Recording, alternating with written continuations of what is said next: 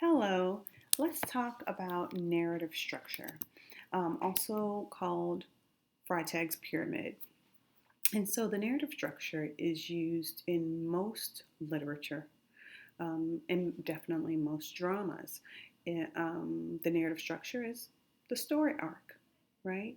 And so when you think about how a story is laid out, these are typically the elements. You start with an introduction or what we call an exposition. And the exposition is often you are at the very beginning getting some background information to contextualize the story and to understand kind of where people are, what they're doing, um, how the story is beginning, right? And the important things we need, like the most important characters who are starting the action, who do we need to focus on as the reader or the audience members. But after your exposition or your introduction, you have your inciting moment. And your inciting moment is the moment of conflict that starts the action, that kicks off the action in the story. And so um, maybe if we are just creating something off the top of our heads right now, our exposition could be there is a girl sleeping in her bed, snoring. Her room is junky. Um, Her alarm clock is going off. Um, and you hear her mother or her father screaming in the background that breakfast is ready. The inciting moment would be the moment that kicks off the action. Maybe it's the girl slamming down on her um, alarm clock and saying, "Oh man, I'm late and I have an exam today. I can't fail this. I must pass this class." That's the inciting moment. We have our main character. We see what's kicking off the action in the story, right? Typically, from the introduction to the resolution, or what we call the denouement, there's some sort of transformation that is happening with this main character. After your inciting moment or your inciting incident, you have what we call rising actions. And these rising actions are the points of conflict and tension that continues to escalate the tension until we reach the climax. And so we see the major conflicts, we see the minor conflicts in these rising actions that's heightening the tension, heightening the drama. Remember, you do not have a story without conflict, without action. The plot has to move forward, right? And in order to do that and not bore the heck out of your reader, you have to have conflict. The protagonist has to be fighting against something, right? Sometimes it's someone, sometimes it's something. And so, in the story that we are crafting right now, the rising actions could be once this young lady realizes that she is late for her exam, and we learn that she's afraid to fail it, that she runs to get ready in the bathroom. But one of her siblings is in the bathroom.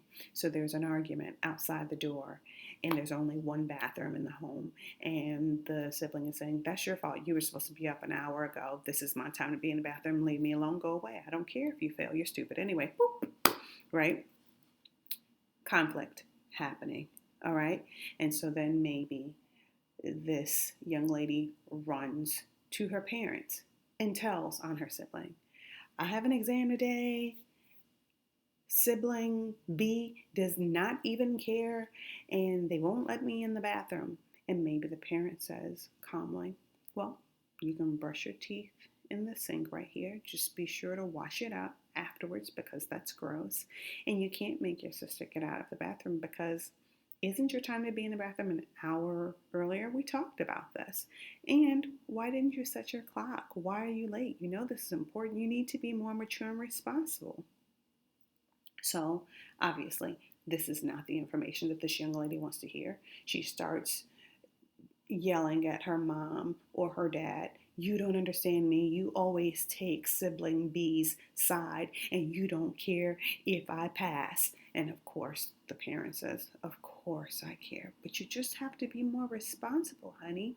This is really your issue and you can't take it out on the rest of the family. And maybe this young lady walks away angrily and she's storming back to her room. She says, no one cares about me. This household is stupid and I can't wait to move out of here. But she runs to her room. She sniffs under her arms. Yes, it's smelly. She has not showered. She shrugs. She throws on an old college sweatshirt and she has some mouthwash sitting on her dresser. She rinses her mouth out with it and she just spits into her trash can, grabs her notebook and her book bag, and she's running out the door in order for her to get onto her bike for her to get to class. All right? So she's on her journey. There's rising action. She's trying to get to class. She's riding her bike. She doesn't realize that she left her backpack open a little bit. And so now she hears a clang and everything has flown out of her book bag. So she has to stop riding. She throws her bike to the ground. She is running down the street trying to collect her notebook, her books, her loose papers, which of course are her notes for her exam. Some of them get wet in the water because it rained last night. Some of them have been run over by a car. Some of them have blown off into the wind, never to be retrieved. She catches what she can. It's all muddy. It's all dirty, and she is upset. She stuffs them all in her bag. Obviously, it's mostly illegible now and wet. Closes up her backpack, gets back on her bike, continues to try to ride to class. She's going top speed. Her bike chain slips. She can't go anywhere. She's trying to fix her bike chain.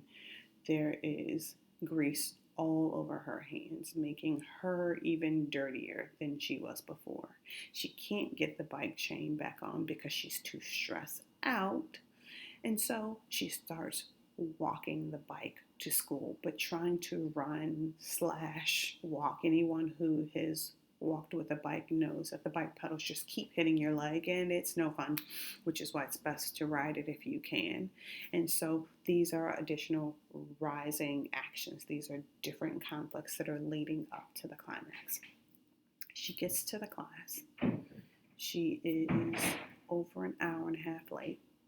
The exam is over in 10 minutes.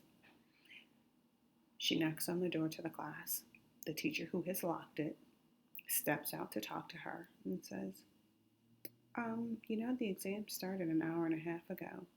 And the student tries to explain away all that's happened to cause her drama, begging to be let in to take this test or to be able to have a reschedule so that she can pass this class, so that she can graduate and she can transfer over to her 4-year school that she has already been accepted to.